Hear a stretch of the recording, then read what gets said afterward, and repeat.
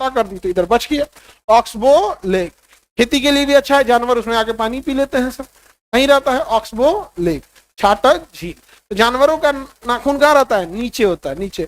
अब जो घोड़ा होता है, घोड़ा, तो जो घोड़ा हम लोग पालते हैं उसको तो बहुत यूज कराना है। घोड़े का नाखून किस लिए बना था? जंगल में चले, किसमें चले? जंगल में चले। जंगल में तो मिट्टी रहेगी, कहीं कहीं कठोर पत्थर भी रहेगा, लेकिन हम लोग घोड़ा खरीद लाए घरे, अब उसको सड़क पे चलाते। अरे उसके पैरवा में टायर थोड़े लगल है, उसको जमीन, उसको पकड़ के कहां से लाए? जानवर जंगल से, और उसको चलवाते हैं सड़क पे, एकदम पीच रोड पे। अब भैया उसका नाखून बना है जमीन के लिए।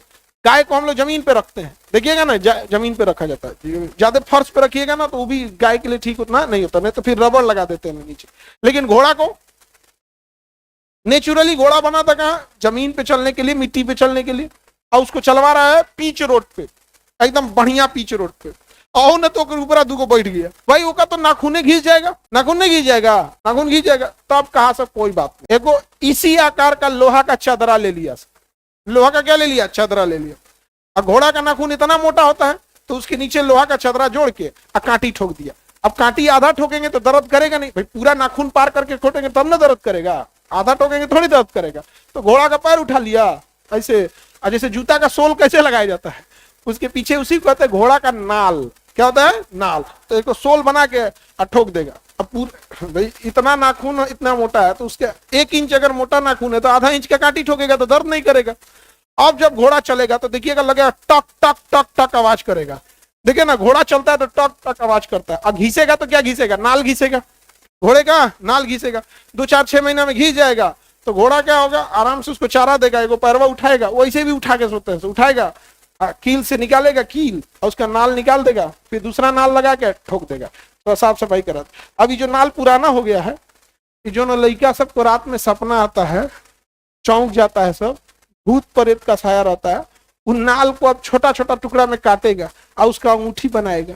तो घोड़ा के नाल का अंगूठी पहनना, काला घोड़ा का। कौन घोड़ा का? काला घोड़ा का। समझा गया? काला आदमी का बहुत वैल्यू है, नहीं समझा गया? गोरका काम के है सब्जी, काला घोड़ा का ज्यादा वैल्यू है, मजबूत रहता है। हाँ, सफेद का घोड़ा फैसने में चूर रहता है। मैं गोरा हूँ। व्हाइट वाला घोड़ा शादी के टाइम पे आता है, शादी के टाइम पे घोड़ा नहीं जाता है, घोड़ा ईमानदार होता है, पटक देगा दूल्हा को, कहेगा फंसने से बच जो।